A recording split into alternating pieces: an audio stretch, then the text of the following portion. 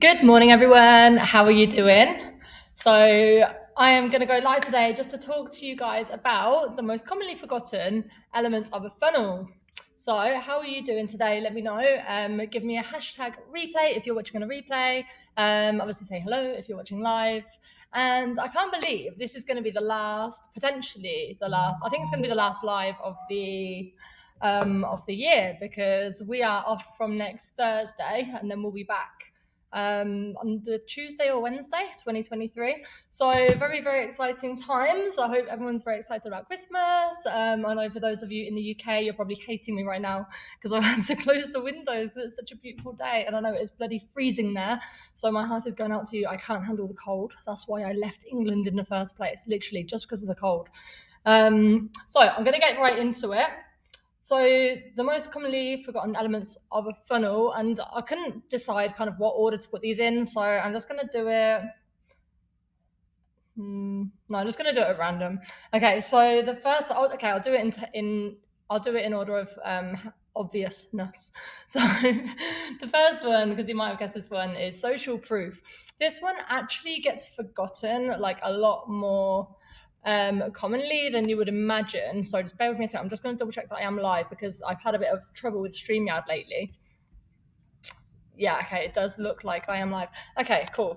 Yeah, so the first one is proof. And it does seem like a really obvious one because obviously you need proof. And by that, I mean like testimonials, whether it's written, screenshots, videos, or anything like that.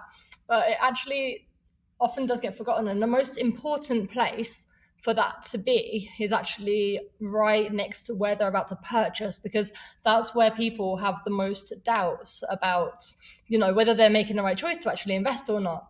Whereas, what a lot of people actually do is they'll have a beautiful sales page, it's got all that stuff on there, and then someone clicks to actually put their payment details in. And by the time that, your customer or potential customer has actually found the card or found their PayPal login details or whatever it is, they've actually forgotten why they wanted to purchase it. And they're like, do I want this? And so unless you've actually got that proof, those testimonials on checkout, then you're gonna lose a lot of sales there. So that is like the number 4, I guess, if we're going 4-1. So the next one I will talk about is nurture. So what I mean when I say nurture is actually what happens after someone purchases with you. So most of the time you're thinking about funnels, you're like, yeah, funnels are all about sales, about getting people into my world.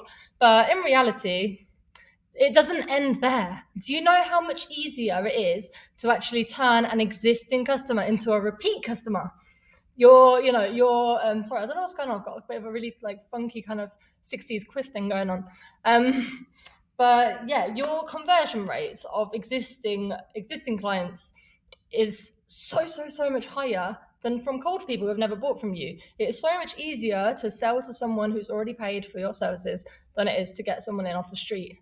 So what I mean by nurture is after they've actually purchased from you, you check in with them, you see how they're doing automatically. Of course, you're not like gonna send individual emails to like loads of different people, but just have a system set up so that they get nurtured, to give them more value, to offer them to support if they need it, and so on. And then you can then slowly introduce them to the next thing that you want to offer them, assuming you've got like a value ladder, which is kind of what I was it's something I've spoken about a lot, so I'm not going to go into it today. But it's just when people kind of start small and then they go up and up and up until they're working with you like high ticket one-to-one, which is ultimately what you want. So that's nurture. The next one, this probably should have come earlier because this is pretty obvious, but the next one is follow up. So what I'm talking about here is retargeting.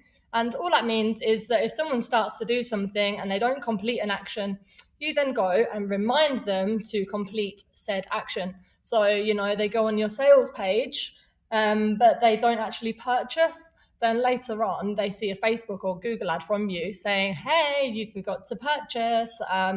Here's a coupon code, that kind of thing. Like if you're shopping for flights and holidays, and then later on you're on Gmail or whatever, looking at your emails, then on the right-hand column, you'll see like your exact flight that you're looking at, and it's like gone down in price. That is retargeting, and it's such an effective form of marketing.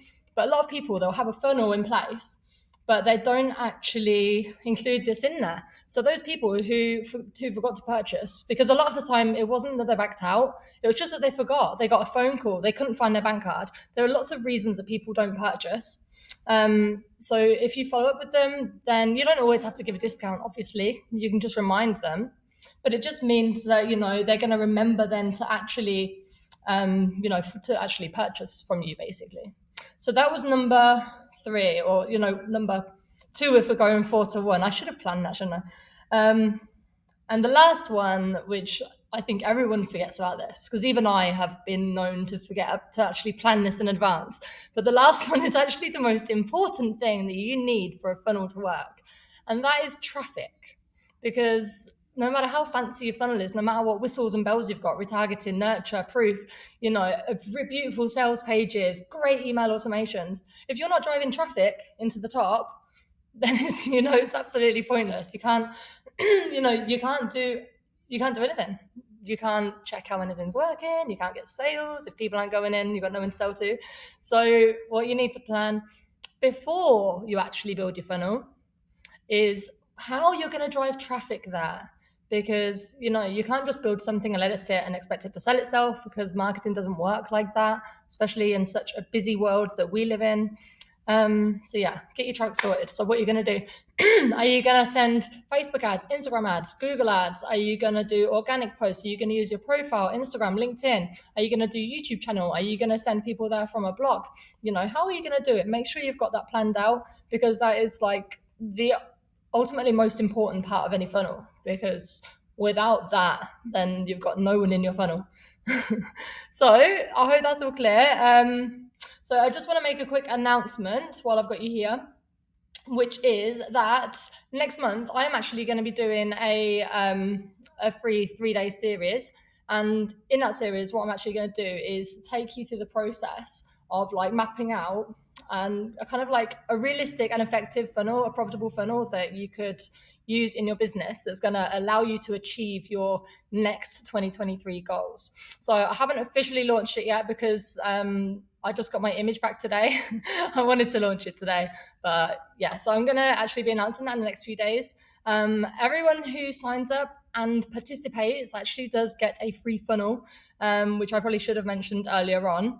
So if you're interested, if you want me to share the link with you when it's ready, then let me know. But otherwise, just watch your space, because in the next few days, you'll be able to reserve your spaces, and there'll be more information about it coming along as well. But I'm super duper excited, because I haven't done anything like this in a long time. This year, I've just been so wrapped up between building a house, moving house, my England trip with Bua, client launches, constant client launches all year, that I haven't actually been able to actually, do anything fun in my own business, that's like for, like in this kind of area of what I do. So I'm very, very, very excited about that. And you're going to hear lots more about it in the coming weeks anyway. And yeah, until then, if you've got any questions for me, let me know. If you've got any different ideas to the most, important and most forgotten parts of funnel building, then let me know, share it in the comments. And otherwise, have a wonderful, wonderful Christmas and New Year if I do not see you guys again before then. All right, take care. Lots of love.